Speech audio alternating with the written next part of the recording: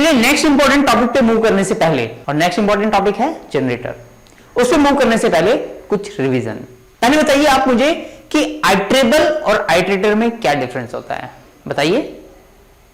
देखिए आइट्रेबल वो है जिसे आइट्रेट किया जा सकता है। कैसे किया जा सकता है? हर एक आइट्रेबल के पास इटर नाम का फंक्शन होता है, और ये इटर फंक्शन क्या करता है? आपको आइट्रेटर ऑब्जेक्ट देता है। इस आइट्रेटर ऑब्जेक्ट के ऊपर नेक्स्ट फंक्शन कॉल करते हैं, और ये नेक्स्ट फंक्शन क्या करता है? उसमें से एक एलिमेंट निकाल करके आपको दे देता है। फिर से नेक्स्ट कॉल करेंगे तो क्या करेगा? फिर नेक्स्ट एलिमेंट निकाल करके आपको दे देगा। आपने अभी तक लिस्ट देखा था, टपल देखा था, ये सारे क्या है? ये आइट्रेबल है। कैसे पता चलेगा कि आइट्रेबल है? इसे पता लगाने के लिए आप क्या यूज कर सकते हैं?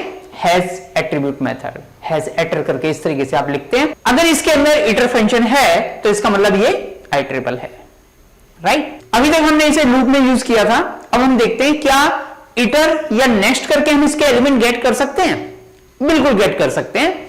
देखिए हम क्या करेंगे, हम इस तरीके से कॉल करेंगे। ये मेरे पास लिस्ट li, यहां पर underscore underscore hitter function call किया, ये मुझे क्या देगा? ये मुझे आइट्रेटर देगा। मैंने एक वेरिएबल में स्टोर कर लिया। अब मैं क्या करूंगा? इस वेरिएबल के ऊपर नेक्स्ट फंक्शन कॉल करूंगा इस तरीके से, तो ये मुझे क्या देगा? एक एलिमेंट निकाल करके दे देगा। अब मेरे पास आइट्रेटर आ चुका है, मुझे बार बार आइट्रेटर गेट करने की जरूरत नहीं है। अगर नेक्स्ट एलिमेंट निकालना है तो मैं फिर से नेक्स्ट मेथड कॉल कर दूंगा, ये मुझे दे देगा। आप इसके अलावा एक तरीका ये भी कर सकते हैं कि लिस्ट को आइट्रेटर में टाइप कास्ट कर दें, क्योंकि लिस्ट क्या है? लिस्ट आइट्रेबल है, उसे आइट्रेटर में कन्वर्ट किया जा सकता है यूजिंग इटर मेथड।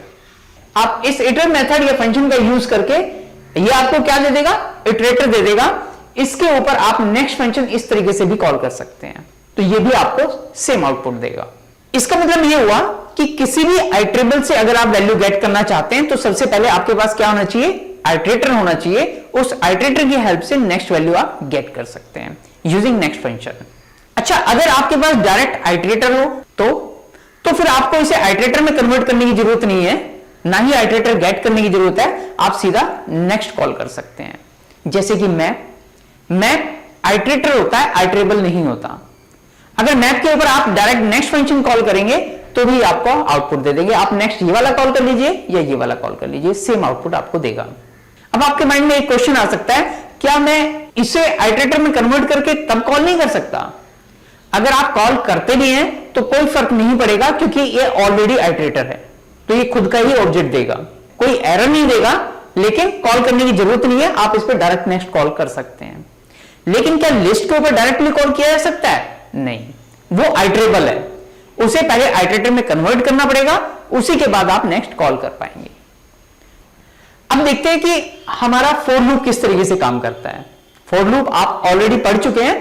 देखिए फॉर लूप का सिंटेक्स होता है ये, और यहां पर हम क्या देते हैं? यहां पर हम देते हैं आइट्रेबल या फिर आइट्रेटर, कुछ भी आप दे सकते हैं। अगर आप आइट्रेबल देते हैं तो पहले ये उसे आइट्रेटर में कन्वर्ट करेगा और उसके बाद नेक्स्ट फंक्शन कॉल करेगा। अगर आप डायरेक्ट आइट्रेटर मेंशन कर देते हैं तो डायरेक्ट ये नेक्स्ट फंक्शन को कॉल कर देता है। यही रीजन है कि आप यहां पर कोई लिस्ट टपल भी मेंशन कर सकते हैं, या फिर मैप या जिप टाइप के फंक्शन भी आप यहां पर मेंशन कर सकते हैं। तो अब आपको क्लियर हुआ होगा कि फॉर लूप इंटरनली कैसे काम करता है। ये पहले इसे आइट्रेटर में कन्वर्ट करता है, इसका आइट्रेटर गेट करता है, और उसके बाद इसका नेक्स्ट फंक्शन कॉल करता है। क्लियर? चलिए अब अपने टॉपिक पे मूव करते हैं, क्योंकि इन सब की जरूरत पड़ेगी आपको नेक्स्ट कॉन्सेप्ट को समझने के लिए। और नेक्स्ट कॉन्सेप्ट क्या है? जनरेटर। चलिए